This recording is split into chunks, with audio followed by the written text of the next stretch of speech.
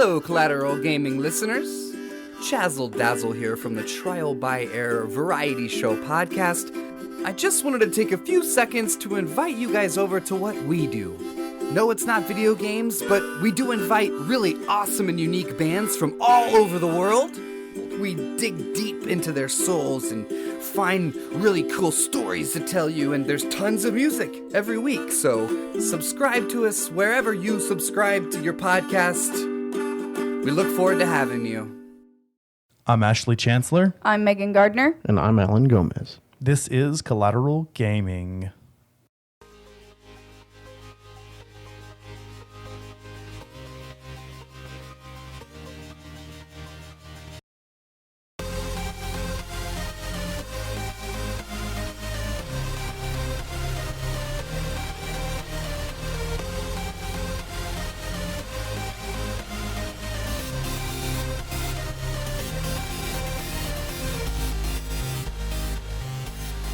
Welcome to Collateral Gaming, the only video game podcast that matters, where we focus on good games, bad games, and everything else in between in the world of gaming. We are podcasting straight from San Antonio, Texas, and yes, my friends, we are a 420 friendly podcast. So whatever you have, smoke it if you've got it. Well, we're practicing social distancing again, right, guys? Yeah, we got a lockdown again here in Texas. We have to wear masks everywhere we go, or it's a fine. It's a statewide mandate. And I mean, honestly, if that encourages everyone to stay home and if everyone's wearing a mask when they go out, maybe that'll be for the better. Hopefully we can get, through with this pretty soon. But we decided to go ahead and Skype this in again. So again, apologies for the bad audio. I mean, it's just something we're just gonna have to deal with. But we're here. We're a little bit delayed from when we originally wanted to release this episode, just because of events in our personal lives, COVID, things like that. But we're super stoked to talk about it. We've been playing this game for the past month, and I think I've been having a lot of fun with it. How about you guys? Oh, yeah. It brings back a total sense of childhood. Our diet has changed from healthy food to chicken nuggets and mac and cheese. Yeah, it's definitely a nostalgic. Yeah, no, it is. Went straight into childhood. It definitely looks a lot better than it did back then, though. Like we knew any better. But... Oh, for sure, for sure. Yeah, I mean, we're talking about Spyro Reignited Trilogy. Before we get into that, though, we're going to do our our episodic Collateral Gaming news. Beep.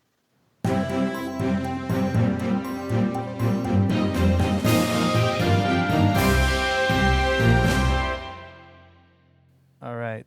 So, first off, The Last of Us Part 2 was released, right? Yeah. That was a pretty big deal. In fact, there were a lot of people that, even before the game came out, when the leaks were out, there were a lot of people that had a criticism for the direction that the story went in. Now, I haven't started playing the game yet, and I don't really know much, but there's a lot of people that are actually genuinely disliking the game, but then you're also seeing a lot of people that really, really love it. So it's just kind of a binary. Yeah.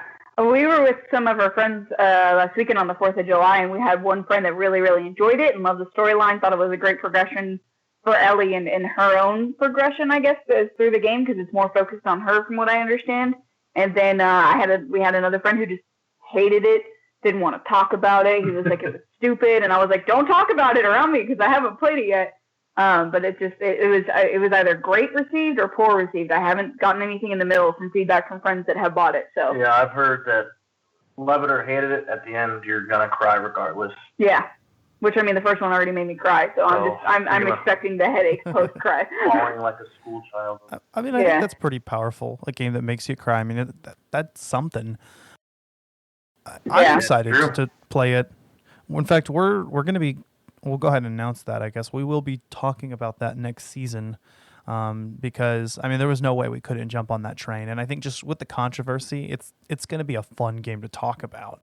Now, another thing that happened recently was since our last episode, but not so recently, at the time of this recording, but The PS5 console design and several titles were announced, including some exclusives. There was that live stream event. It was really exciting. There were some really, really, really cool new games that were announced, including my favorite from the pick was Spider-Man Miles Morales. As a huge fan of Spider-Man PS4, a game like The Last of Us, both of those we've done on the podcast before. We may not be doing Miles Morales as an actual episode, but definitely want to talk about it. Maybe do either a Let's Play or a bonus round on that. I want to incorporate that somehow into next season because I was just floored away by Spider-Man PS4, and I'm super excited about what has been described as a standalone spin-off, or say it's its own game. It's not just an expansion, but it's also not Spider-Man 2. It's just kind of its own side story. Not unlike Uncharted: The Lost Legacy. That's what it's being compared to. Now, I know there was one particular title that you were pretty excited about, right, Megan? I can't wait. They have released the name of the next Horizon game. It's going to be Horizon Forbidden West. So they're going to go, I guess, out past where the Outlands are into a different part of the world, and there's different machines, and you might be able to actually battle Tallnex. I'm so excited. I can't wait. I'm so excited. It looks really fun. The trailer, like, I'm in a fan group, and they are literally all just, like, blown away by just the graphics from the trailer alone. So, and then, I mean, the first game itself was already so gorgeous. Like, I'm like, yes! Yeah, no, the first game was amazing. And I was really, really, really blown away by it, and I'm excited for the sequel as well. I didn't play all the way through Horizon Zero Dawn, but I did play quite a ways in. I'd like to finish that at some point. Hint, hint. And also, the trailer for Forbidden West looks really, really, really cool. That little teaser trailer. I believe they also announced Ratchet and Clank Rift Apart. Yeah, I guess Insomniac is working overtime if they're doing both Spider-Man and Ratchet and Clank. Or I don't know if Insomniac is still doing. I heard that they grew the company just for these two projects. Like, they just were like, all right, guys, the fans want more stuff. We got to make more team members. Like, can't blame them. They're a really good producer of games. So, same thing with Guerrilla Games. I mean, they hired a whole new team. Like, I remember watching through, and like they had so many job listings for they're not going past Horizon. They're going to start making a lot more intensive games, and they want to do a lot more independent titles other than Horizon. Which, I mean, compared to their last first-person shooters, it was like the Walmart version of COD. I'm hoping it's a little bit better. Well, Naughty Dog's been working overtime too. The Last of Us Part 2, and then now another Crash Bandicoot. Yeah, there's another Crash Bandicoot coming out as well. Crash Bandicoot 4, It's About Time. Which is kind of a pun there. You know, it's about time for Crash Bandicoot 4, even though technically we did have a Crash Bandicoot 4. Yeah. But I think people like to forget about it, like people like to forget about Spyro 4, which we'll talk about that. We'll talk more about Insomniac Games as well, because they're the developers behind the original Spyro trilogy. But yes, Crash 4, I'm super stoked about. I know the Crash Bandicoot Insane trilogy was kind of what launched the Spyro Reignited Trilogy. In fact, they're Insomniac and Naughty Dog are, kind of have a very friendly rivalry or friendship, actually, kinship between them. There's more to that story, which we'll get into when we talk about the development history here. But yeah, I'm really impressed by all these developers and the love and care that they put into their games. Another title that was announced for the PS5, but not an exclusive, was Resident Evil Village. That looks pretty cool. Yes. Yeah. And what I heard about that one is it's not Resident Evil 8. It's going to be its own independent thing. So it's different than... Same universe, just different characters. Mm-hmm. It's kind of like, what is it, the one that you were talking about where they're all connected, where it's horror movies? Oh, like The Conjuring and Annabelle and all that stuff. Yeah. Same universe, different characters. That is actually really exciting. I didn't know that. But, I mean, I've never really got into the Resident Evil games. I've played a little bit of them here and there, but I'd like to. I mean, I know the series, has been critically acclaimed. I mean, obviously it's gotten so many games in the series for a reason. Oh, yeah, no, it's a fantastic series. It's really good. The last one I played was Resident Evil 5 on the 360, and it was okay. I just didn't like the mechanics of, like, you couldn't walk and shoot at the same time. You had to, like, if you wanted to run, you run, stop, aim, shoot, run, stop. Like, you couldn't shoot and move and walk weird. at the same time. Huh. It's just like, I'm sure they did that for a reason, because they don't want you just blowing through zombies. They got to make it somewhat of a... I mean, I guess, that kind of forces you to play a certain way. But that's interesting. One piece of news that is actually of interest to me, as someone who, in high school was kind of part of the skater crowd, was Tony Hawk's Pro Skater 1 and 2 are going to be remastered. That's pretty cool, but that's not exciting for me as Skate 4, which Tony Hawk is great. I mean, but EA Skate is the objectively superior series. I mean, there's just no way around it. The controls are more realistic. And they feel more like skateboarding. And there's just something about, the freedom that you have with Skate that I really enjoyed. And, the last game we had was Skate 3, which was on the 360 and PS3. So, I mean, it skipped an entire generation. But Skate 4 is in development. And Tony Hawk's Pro Skater 1 and 2, which are beloved favorites from fans, are being remastered. Oh yeah, it makes me wonder if Tony Hawk's going to make a cameo in it again. It's the same game as the first two, right? It's just being remastered. So. Yeah, well, I know like with some remasters that have been coming out recently, like they change a little bit of the dynamic of the game, where they ask the voice actors to come back because there's just not recoverable data from the original engine to create the game and stuff. So I wonder if he's going to make his own new cameo, or like if he's going to joke about how, like, oh man, I just saw a guy that looks like Tony Hawk. Yeah, well, Tony Hawk. I love his tweets, actually. They're great, yeah. But that's interesting that you said that, too, because, that kind of actually happened with the Spyro games, which are almost, in a sense, remakes, more so than they are remasters. But we'll get into that in a little bit here. Any other additions to Collateral Gaming news? Not that I can think of. I mean, they've dropped all the specs and stuff like we discussed in the last episode on the new consoles. Those are supposed to be coming out later this year. We don't know if it's going to be delayed because COVID is spiking again. So we're not really sure what's going on. But regardless, that's probably going to be Christmas presents this year. Yeah, I like how Sony and Microsoft are kind of just like duking it out. Kind of about the price. They're like, hey, you gonna release your price? No. Well, I'm not either then. And it's just a mystery. It's like Step Brothers, but console edition. Oh, you know what else? There's one new console that's not yet announced, but it's reported. It's rumored. And I think it's pretty definite at this point. Microsoft has yet to announce it, but the Xbox Series S, which is going to be like a lower cost version of the Xbox Series X. So they'll have, both a high tier and low tier console, which I think is interesting. I think that's actually a good dynamic to have. That's a good way to appeal to a wider demographic of gamers. And in fact, I agree. I'm probably going to invest in the PS5 first. And because of, money, it's going to be hard for me to get another console. But, if they have the Series S out, and for me, I mean, I'm not that big on specs. I mean, if I was big on specs, I'd be a PC gamer. So, I mean, specs don't matter to me. It's exclusives that matter to me. So, I would probably want to invest in the cheaper one.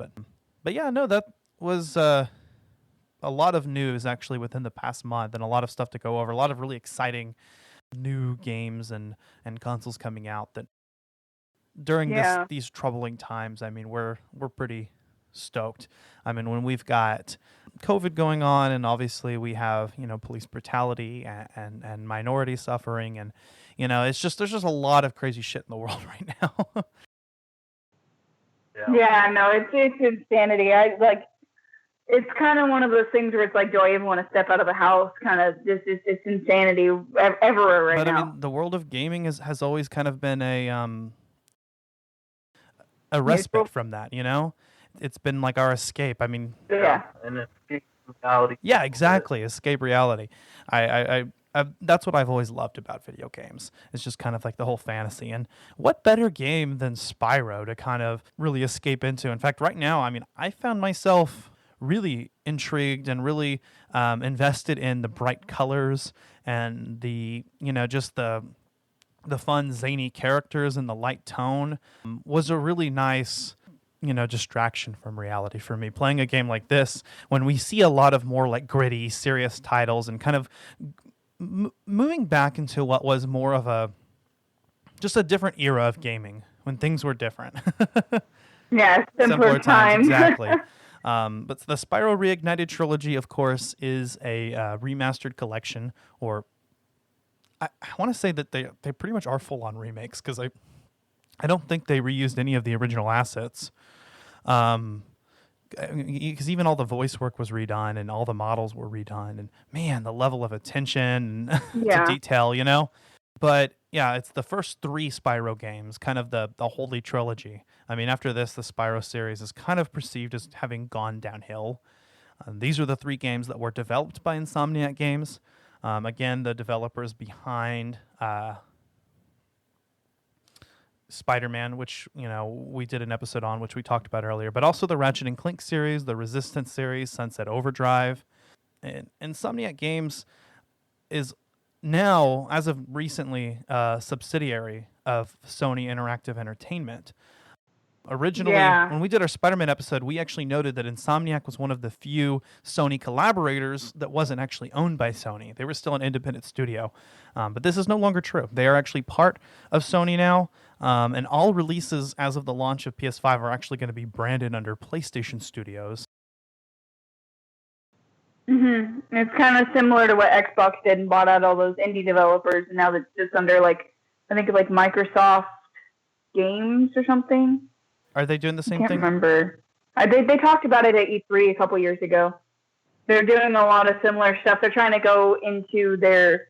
PlayStation is kind of pulling an Xbox move and going into kind of delving into the indie developers and trying to help them out and buy them out. So there's more games for the whole platform of gamers to see that they're being produced. That's a good move. So. I mean, and with Insomniac joining Sony, I think that's a good move as well, because...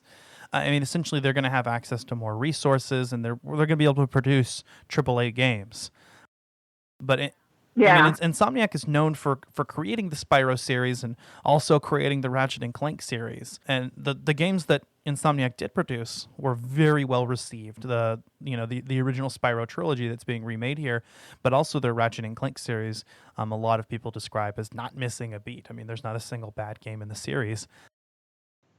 Yeah, they're which so fun. I think can't be said for Spyro. There are some pretty bad ones, or mediocre ones, which we'll talk about. Now, the remaster, the Reignited Trilogy, was done by Toys for Bob. Interestingly enough, they are known for the Star Control series and the Skylanders series, which was one of the iterations of Spyro, which I kind of was not a fan of that whole thing. I never got into the Skylanders. It kind of just seemed like a kid thing. I know Spyro was in it, but he was just one supporting character. I was just kind of not happy that Spyro was just relegated to being, just one part of a franchise and not being his own star. But at that time, that's just kind of what was going on. But at least they're aware of the character and they've worked with the character in the past. I can't say anything bad about how he's been treated in this game.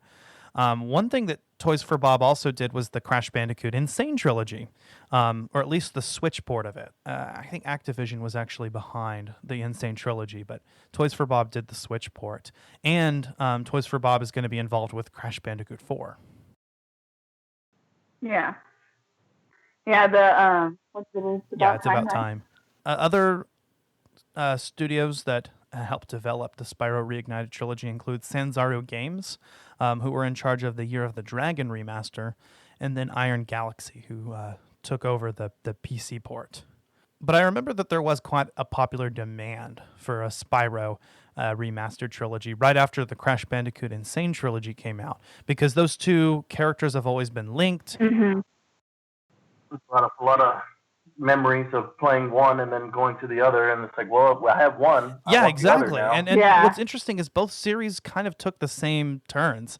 3 games that were great and then are kind of regarded as a holy trilogy, and then kind of a few misbeats, and then a reboot or two in there, and and then now a return to fame, with just remastering, and now with the direction that the Crash series is going in, with producing a game, developing a game, which is now going to be Crash Bandicoot 4 after the trilogy, and kind of going back to roots, I think is really a good step, because if that's what's going to happen with Spyro, we're probably in line for a new good Spyro game. and that's exciting. One thing I do want to mention is that unlike the Crash Bandicoot Insane Trilogy, this the Reignited Trilogy was actually a collaborative effort between Toys for Bob and Insomniac Games. So Insomniac was still involved in the development of this game. Now, one key goal, as noted by art director Josh Nadelberg, was to get Spyro right. One thing that was done with his model was that he was put through rigorous stress tests to explore a range of emotions and expressions. And I really felt like they did a good job with modernizing the character and being able to fully explore his personality in a way that the PS1 games couldn't, right? Yeah, he's exactly. just more animated.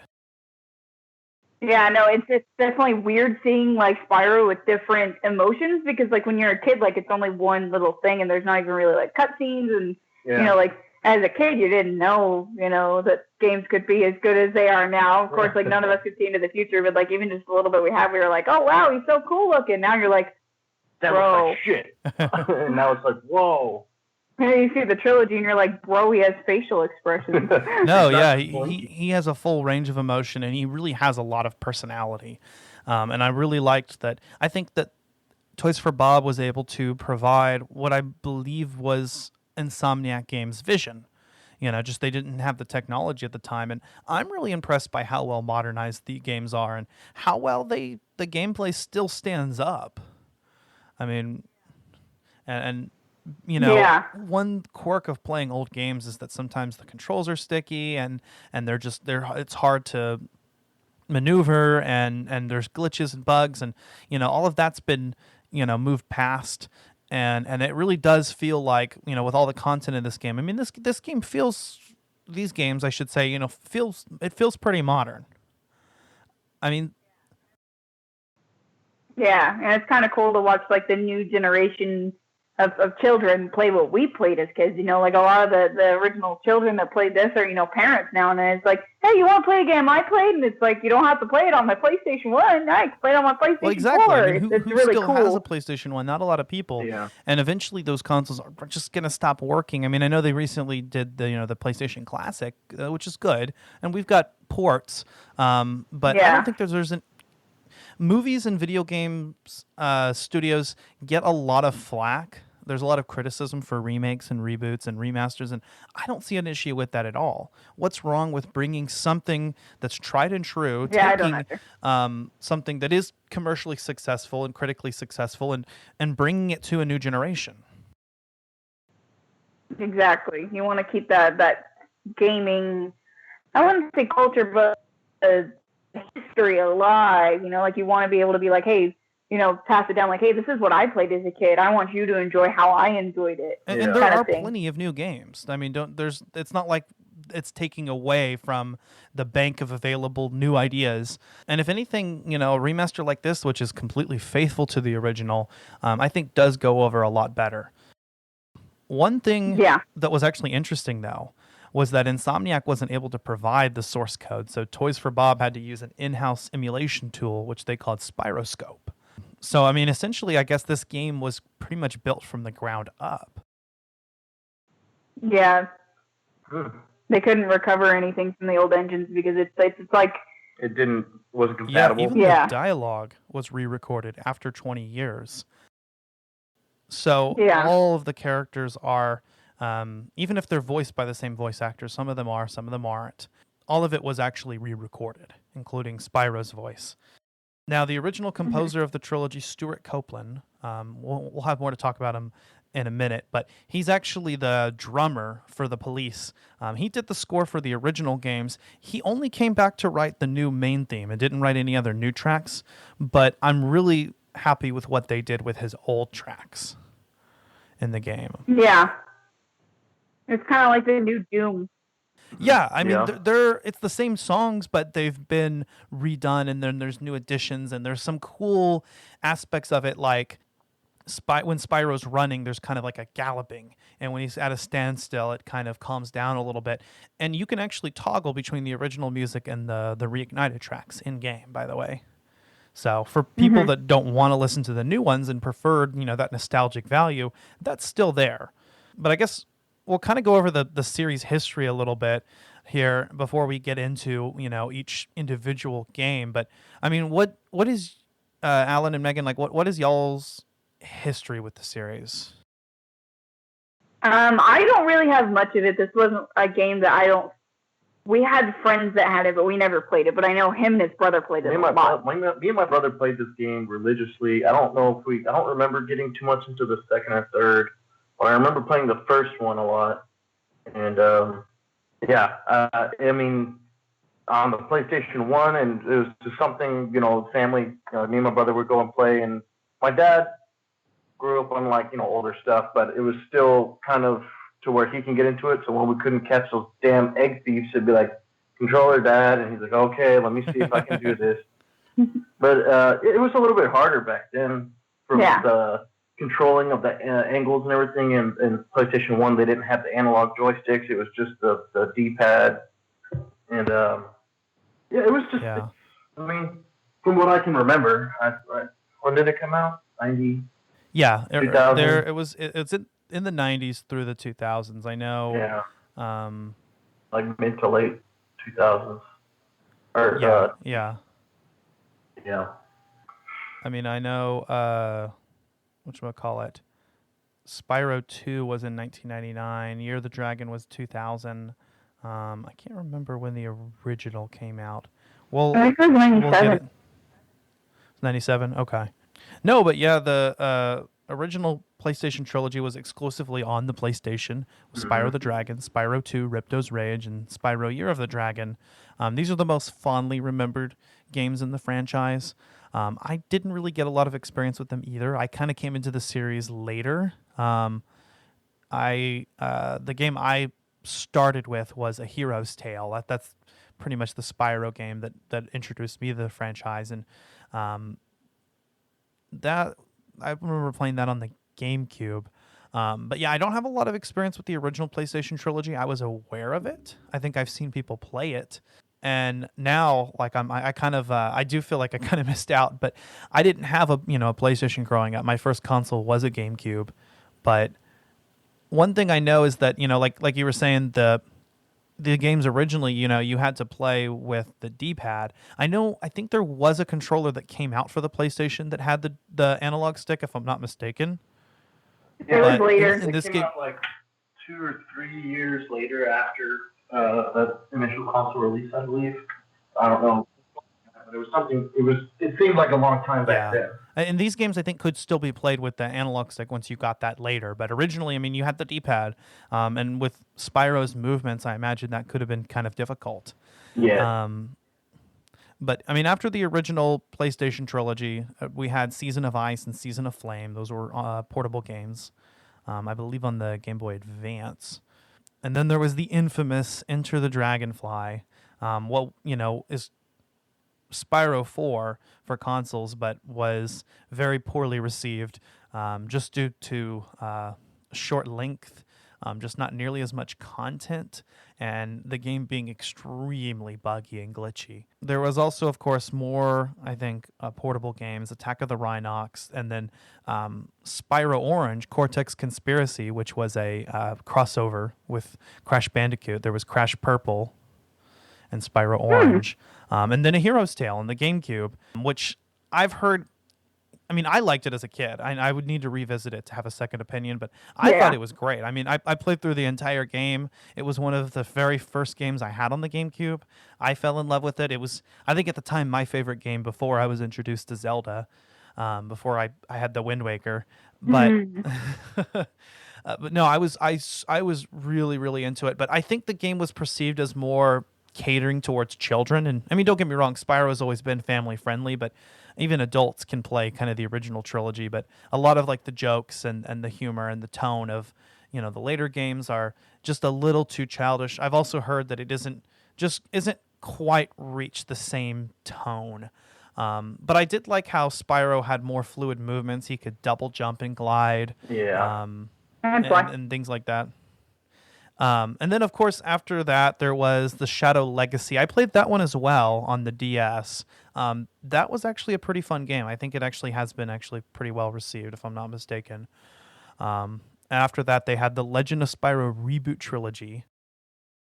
I remember hearing about that. Yeah, as a kid. I didn't play them, but I was aware of them. Actually, I played the handheld versions. This was during the time when games came out and they had both a console and a portable version. And I remember played the that. portables, but I never played the console ones. There was a New Beginning, Eternal Night, and Dawn of the Dragon, which kind of were more combat oriented, and they were actually pretty poorly received, or at best, mixed reviews. Just because it's like they were going for a gritty, realistic version of Spyro. Kind of like more of like an epic version, and it just doesn't work. That's not what the original games were, and I don't know why they ended up making 3 of them is beyond me. I haven't played them, but I did kind of watch some reviews, and I mean they seem pretty abysmal. And just a game that started out as a more of a platforming game and exploration being relegated to more combat based just seems like a downgrade to me. And apparently there's just a lot of combat. And then of course after that, Spyro was relegated to a side character. I mean, he was essentially just one of many, starting with Skylanders Spyro's Adventure, which originally was going to be called Spyro's Kingdom. And I think Spyro was not going to be playable, but like it was going to be like his own kingdom. Maybe it was like an older Spyro. And then eventually that became Skylanders. I think just because the series was just so poorly received at this point, developers kind of just gave up on it. But thankfully, we did get now Spyro Reignited Trilogy. There's a lot of hope now for more Spyro games.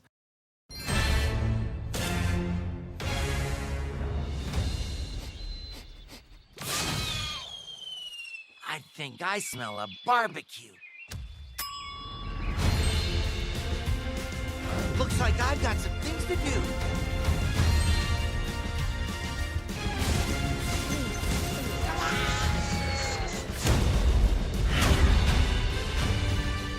Hold your horns.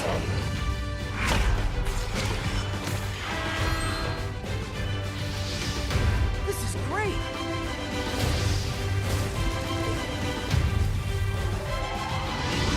Wow.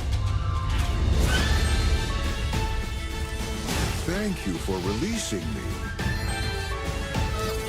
Hello.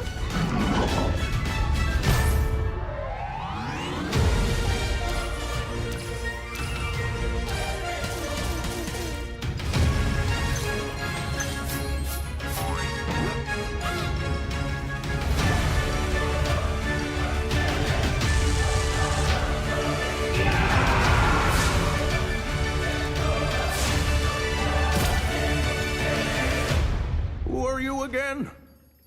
Spyro. Spyro. Spyro. Spyro. Spyro. Spyro. Spyro. Spyro. Spyro. Spyro. Spyro. I'm getting a little winded.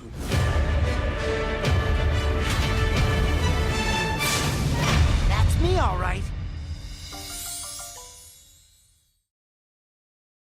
We're going to actually get into it now, starting with Spyro the Dragon. What did you guys think about the first game?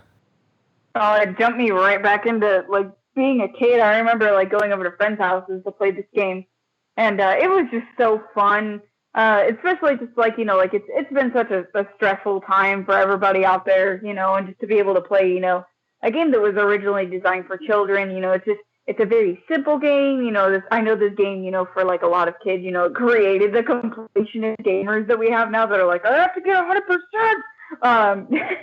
And it was so fun for me. It was kind of a refreshing bit to be able to play a game that was more simple, childish kind of thing, like more of a... Gives you that nostalgic feeling of playing the game back then and just thinking about being a kid and not really worrying. The world had a lot less troubles. I mean, it had its own troubles, but it wasn't as... We weren't aware of them. Yeah, and that's ignorance is bliss. But anyway, you're a kid, you don't have any responsibilities, and that's what I like. You just sit there and play the game, and Mom, I want more chicken nuggets and mac and cheese, please. Yeah.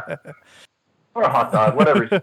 Of the three, I mean, this one does feel, I think, the most nostalgic. It does also feel the most dated, I will say. But there is a certain charm to it that is kind of unique, I think. I want to say that there's a charm to the first game that doesn't quite make it into the other two. They're I think they're better games, but they're different. In a way, it's almost, for me, it's kind of similar to the Batman Arkham series, in that Arkham Asylum is not as good of a game as Arkham City or Arkham Knight, but damn, it just has such a cool tone that the other ones don't have. And I kind of felt that to a much lesser degree here, but there is a certain tone to Spyro the Dragon that I think is a little bit different.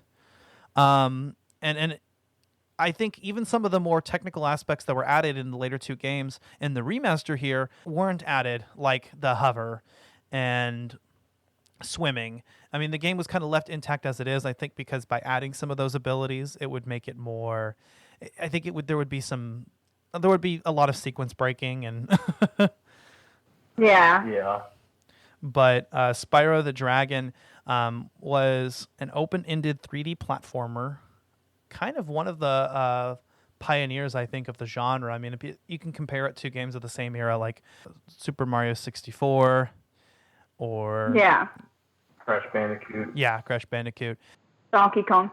I think there was something interesting about Spyro, though, that set it apart, was just Spyro's movement. I mean, he's a quadruped, and he can fly. Well, he doesn't fly, he glides, aside from some levels. There was just kind of this aspect of being able to, glide across the map, and there was this sense of exploration. There are 6 hub-style dragon homeworlds: the Artisans, Peacekeepers, Magic Crafters, Beast Tamers, and Dreamweavers. They all have their own feeling, especially with the, I guess just say, the life that's been breathed into them through the Reignited Trilogy. They all have different feels and different characters and enemies, and they all kind of feel different.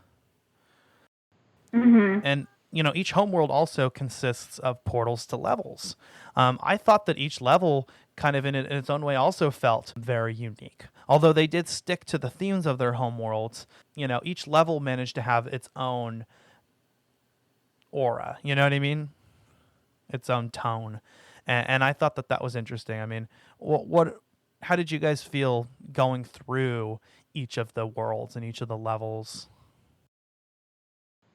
I think it was a lot of fun. I liked how there was, I wouldn't say puzzles, because for me puzzles are a little bit more, I guess, like challenges. I really like that concept of being able to have a little bit of a challenge to be able to get to this part, and then you have to kind of rewind, and that does kind of portray on into the later games. Of course, like you go back and you get an egg kind of thing, same thing from the third game.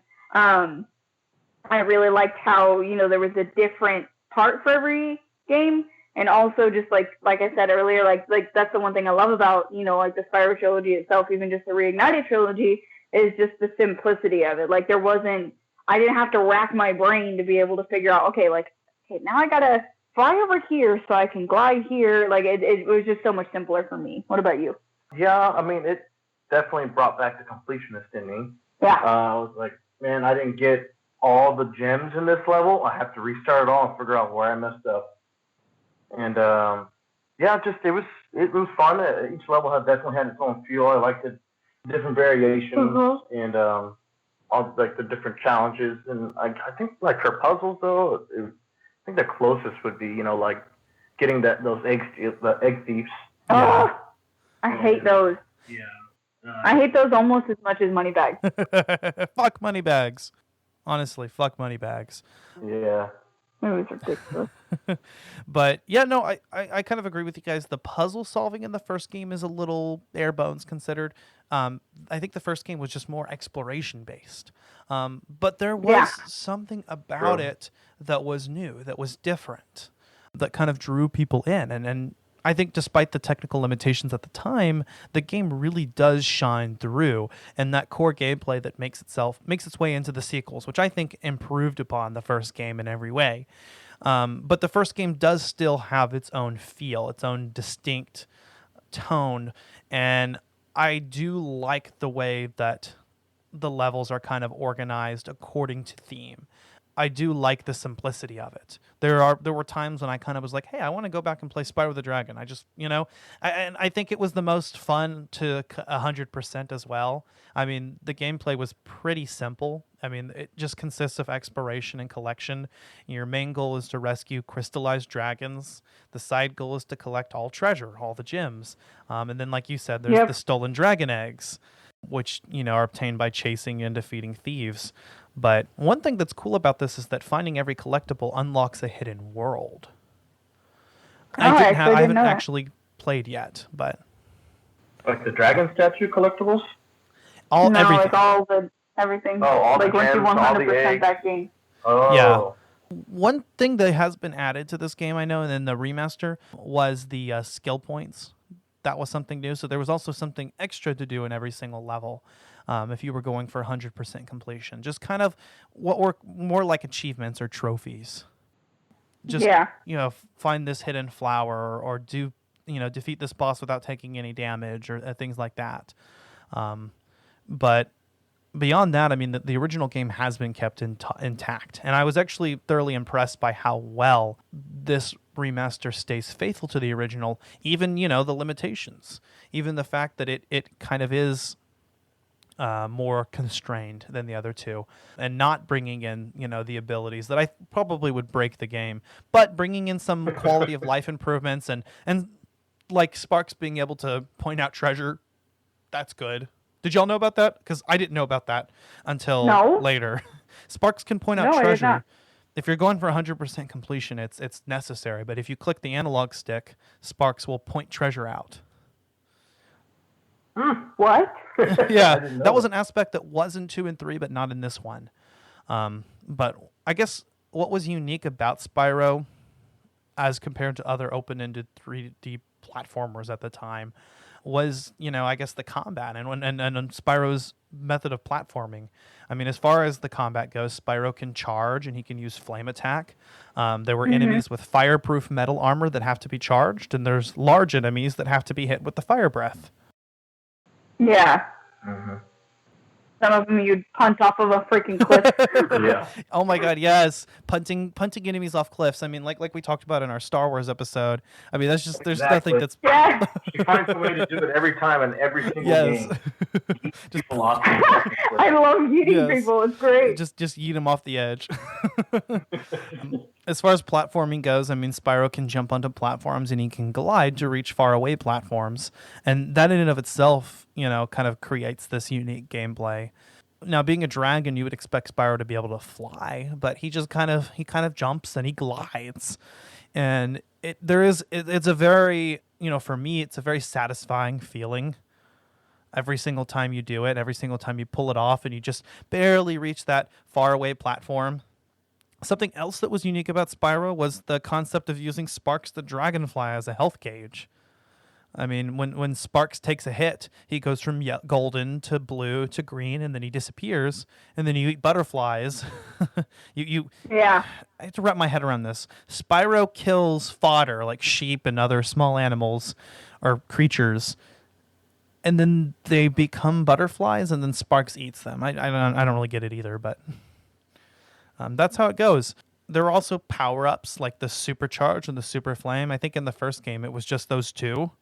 But, like I said, all of these things considered, it was considered, even at the time, just very unique to other 3D platform games.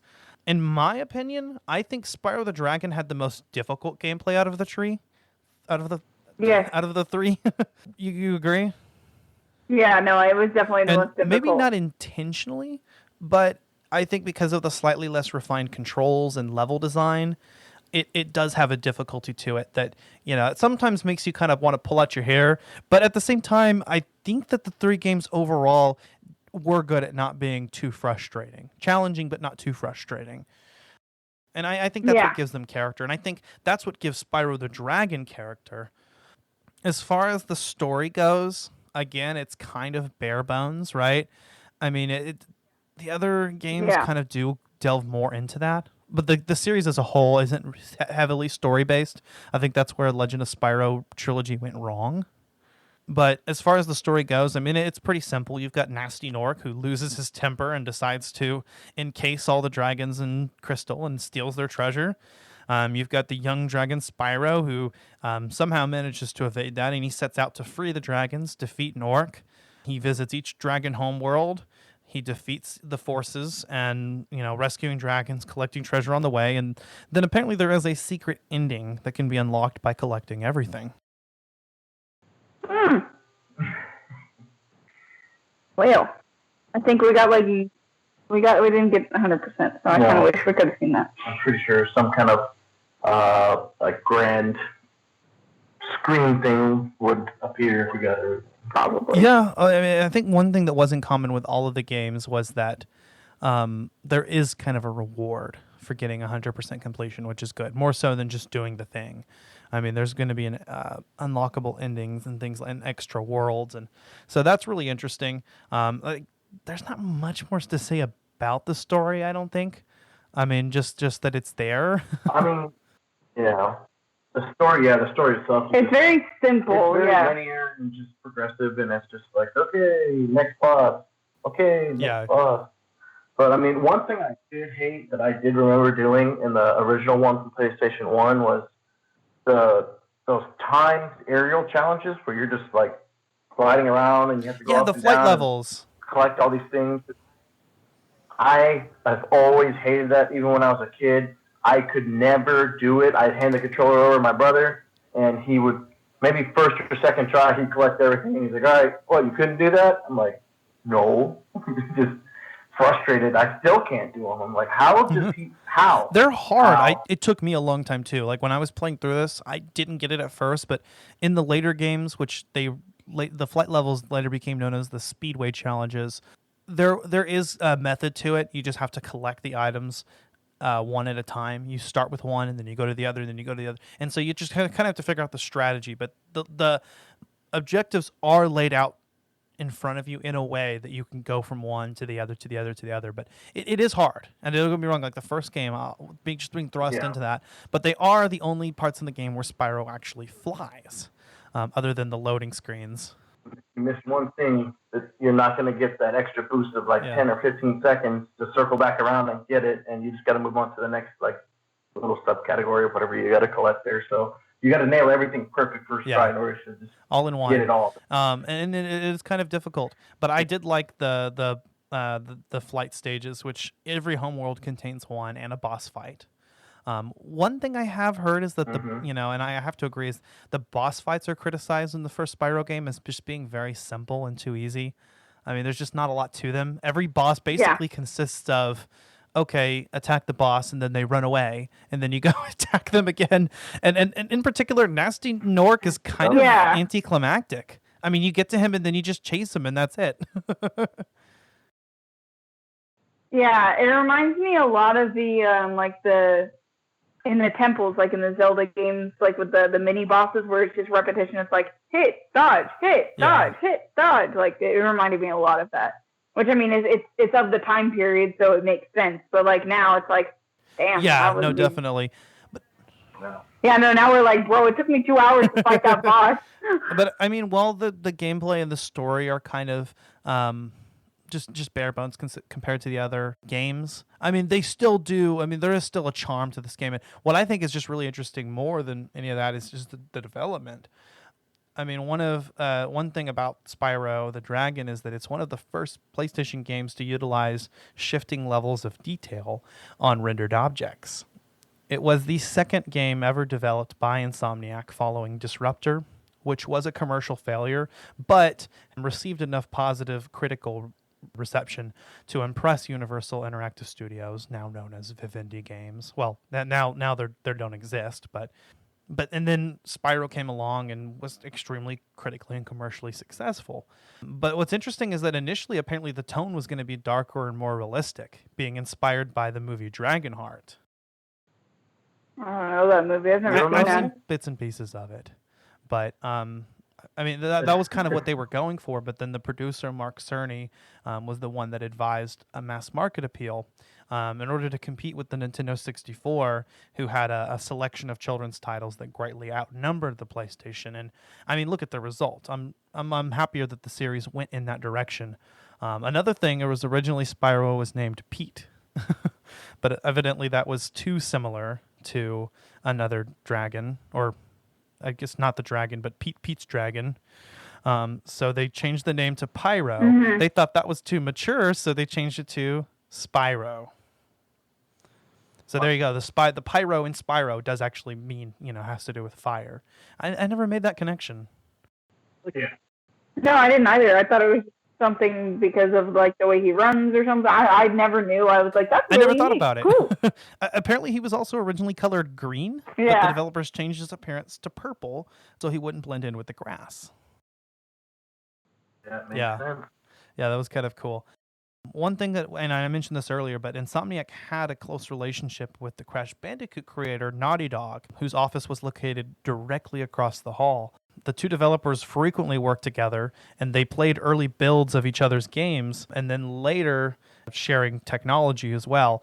But what's interesting is there's actually a hidden demo of Crash Bandicoot Warped, the third Crash game, in Spyro, and vice versa. Spyro the Dragon is in Crash Bandicoot Warped as a demo.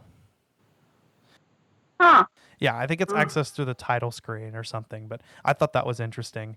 But the ability to glide and cross entire levels from a high enough point did make designing levels difficult, because obviously you could just skip past things if they didn't design the level right.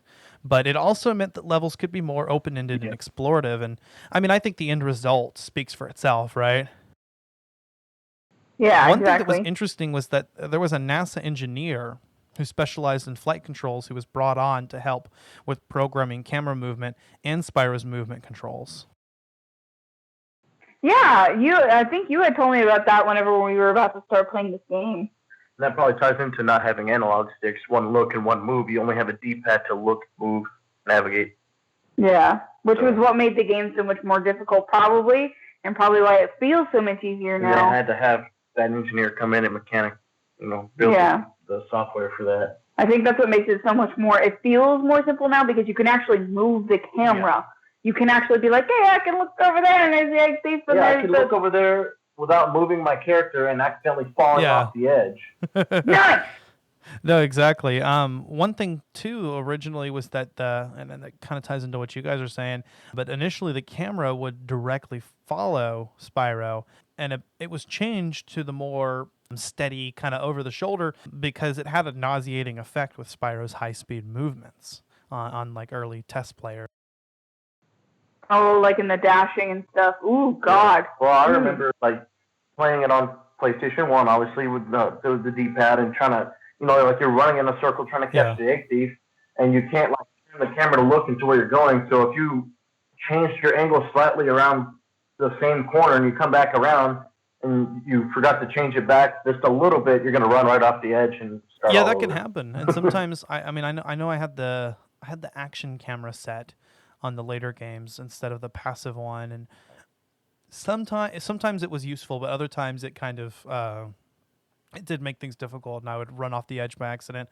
One thing I heard was that the motion blur in the game, in the Reignited Trilogy, is actually one of the few criticisms, is that there's a lot of motion blur, and it did kind of make people a little bit sick with the Spyro's high-speed movements. I didn't experience that as much because I played the Switch version, which I think was more refined, and I think the later versions were patched. Also because I was playing in handheld mode, because I have a Switch Lite. Handheld mode doesn't have the motion blur. That's a setting that's only on the TV mode. But they did it actually to kind of to handle the frame drops. That was why the motion blur was added. But I've heard actually that the motion blur. I've heard from quite a few reviewers and other people that the motion blur was not a good move on Toys for Bob's part.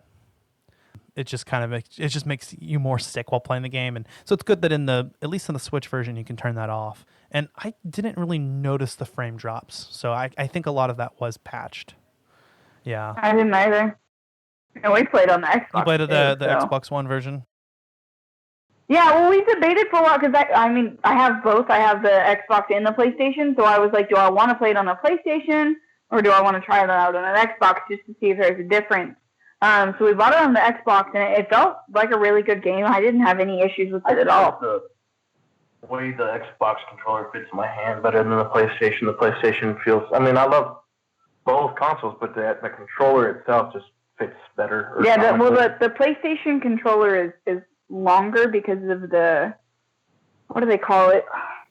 The touch bar? No, the pad, the touchpad. It feels longer and more elongated as most PlayStation controllers do because it's the D-pad is so long. Not the D-pad, the touchpad is so long. Yeah. Well, in some games it operates as a D-pad. I will say I'm more of a PlayStation gamer, but the Xbox controller does feel a lot more comfortable. I got to give Xbox credit on that. But one thing that was interesting about the original Spyro game, around 80% of the code was written in assembly and other parts in C for simplicity and speed. But writing in assembly sounds really difficult. Yeah. I mean, assembly language is basically more. I mean, for people that don't know much about computer programming or computer science, assembly language is actually one of the more basic rudimentary game or programming languages. It's much closer to the actual, the way that the computer speaks. I mean, computers speak in binary. Binary, very close to binary. What's that? Code. It says very close to binary. Yeah, it's much closer to the original binary. I think assembly is pretty much just the step up from that. And it's more corresponds with the instructions in the language and the architecture's machine code instructions.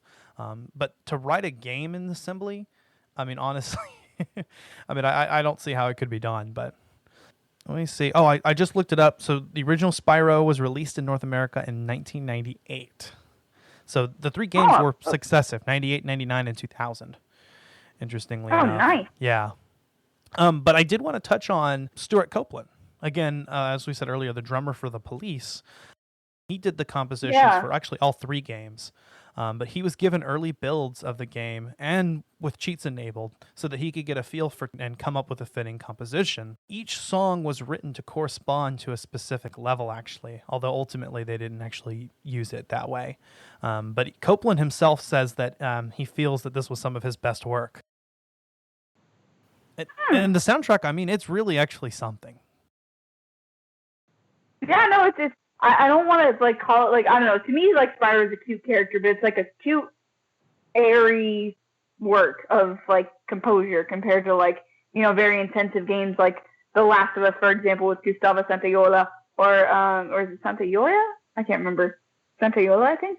And then of course, you know, like the Mass Effect, also with like the God of War series, like they're all very like deep and dark, and then you get Spyro and it's like and you're just like, oh, okay, that's cool. You just triggered memory bank 1 for me when you said airy. I remember I had it was like, like the outline of Spyro on a piece of paper, like printed, and it reminded me of me using blow pens to color it in. You remember blow pens? Oh my God, the ones where you had the little cone on it? Yeah, I was on Spyro with it. Oh my God. Kind of does have that feel, right? Wow. That's funny. But as far as the voice work goes, what's interesting is that originally Carlos Alazraqui did the voice of Spyro, although he would be later replaced by Tom Kenny in both the Spyro sequels and in the Reignited Trilogy. They re-recorded with Tom Kenny's lines, I guess for a sense of consistency. But Alazraqui, if you hear some of the original voice clips, I mean, he does kind of have his own spin on the character, and by no means is that voice work bad on his part. Yeah. I guess kind of wrapping up here on Spyro the Dragon, it does currently hold a 85% on game rankings, regarded by many as one of the most fun 3D platformers at the time even. Critics lauded the presentation, especially graphics, technical performance, Copeland's soundtrack. There was a lot of praise for the level design and controls. Their work was criticism directed at the lack of diversity in abilities and obstacles. I know the boss fights in particular have been criticized. But what did you guys think about, you know, just the overall graphics and the execution and the presentation, especially in the Reignited Trilogy version? I think they fucking nailed it. Mm-hmm. I haven't personally seen any Crash Bandicoot. I know one of my nearest and dearest friends has it, and he's played it, and he loves it. But, you know, it's kind of, you know, similar, you know, in that way to the Crash Bandicoot. You know, I think they just brought a new life to it. The gameplay and the graphics for me are really cool, very vivid. It's almost like its own sense of nostalgia in a colorful way. And even the original games were colorful and vivid, but they were very just bare, especially the first game. Yeah. Well, thinking on the 4K TV, it's like the colors like jumping at you. You're like, whoa, am I tripping on acid? Like, it's insanity. This game would be fun on acid. Oh, no. Oh my God, I did play this game on acid. I forgot. No, I did. It was actually surprisingly easier to play than some other like just really heavy games. So I guess that's a good thing. This game is easy to play when you're on drugs if you're tripping. So don't do drugs, guys. Yeah, don't do drugs. Yeah, don't do them. But I really like how much detail was added. I mean, you've got the individual blades of grass which blow in the wind. You've got Spyro's tail. His body movements are more fluid, and like we said before, he's got more expressions. A lot of the characters in the game, especially in the first one, who are just regular like dragons and not a lot of diversity, now they all do fit the motif of the area that you're in. So you have the dragons that look like artisans or magic crafters, and they all kind of have their own personalities now, in a sense. And even for the short, like 3 seconds that they pop up and say their useless phrase. But some of it really is useless. Don't forget that you can learn to fly. Really? I don't think I could have gotten here if I. You're the fifth dragon that told me that. Yeah, I know some of the dialogue is just laughable, and it really does show its age. But it's I love that most of the lines of dialogue were kept intact. Something that's interesting is in the original, a lot of the dragons actually I think had the same lines, so they actually fixed that. Like I said, all the dialogue was re-recorded, so. A lot of the dragons do have before repeated script actually have their own lines of dialogue now. But I guess moving on to Ripto's Rage, I mean, just overall impressions. What did you guys think? I mean, it's a continuation of it, of course. Kind of like how you were talking about in our last podcast episode with Lara Croft. Kind of, just a continuation of it. It's not really much different, but there is some little, added additions. Of course, things like having to buy ability.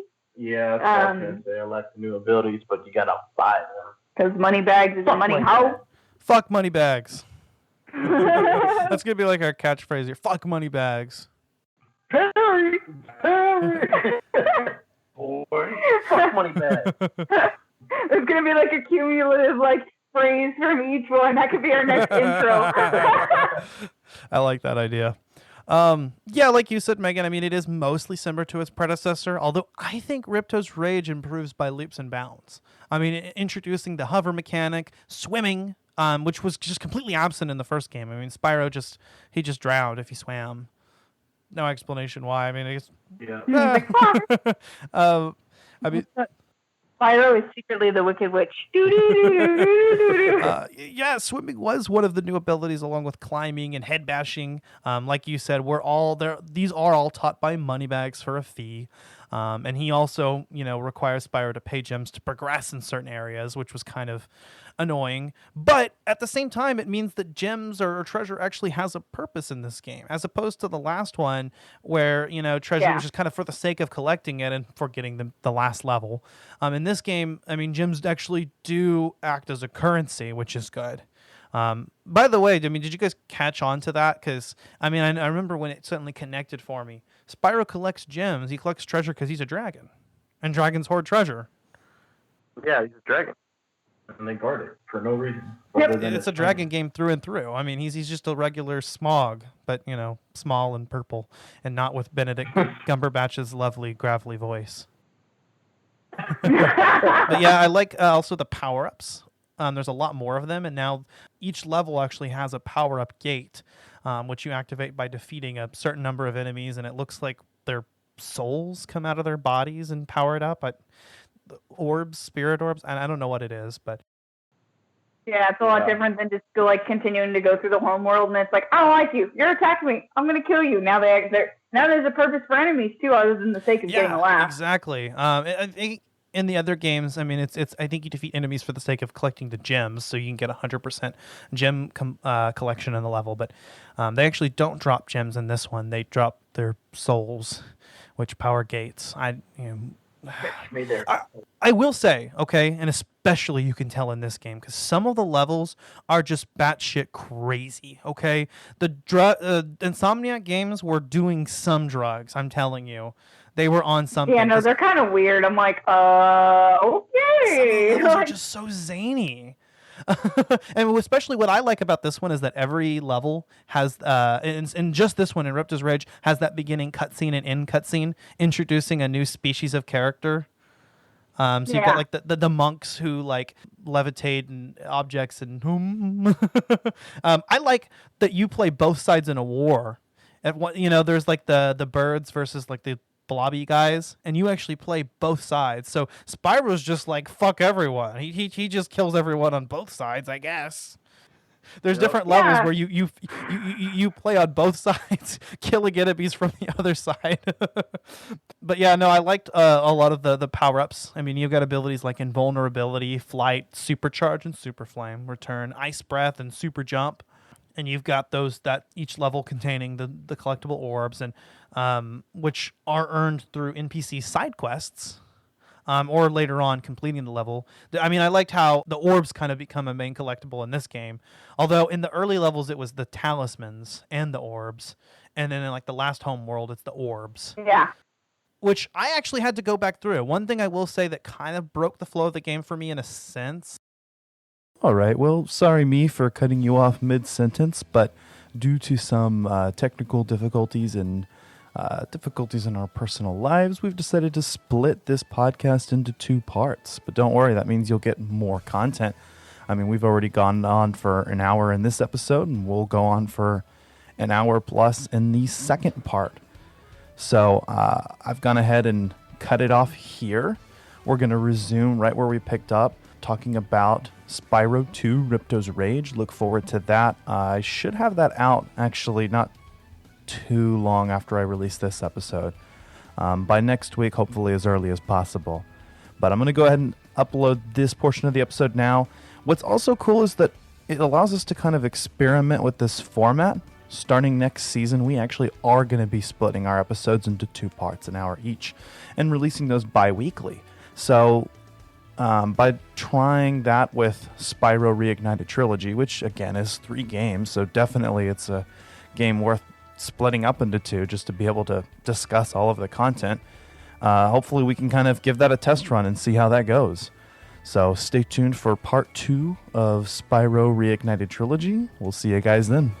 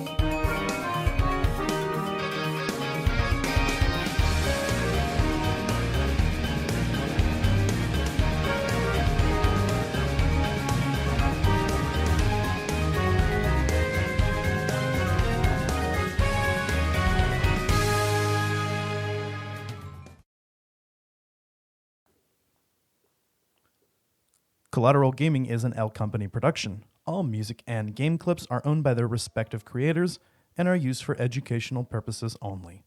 Please don't sue us. We're poor. Money, how? Fuck money bags.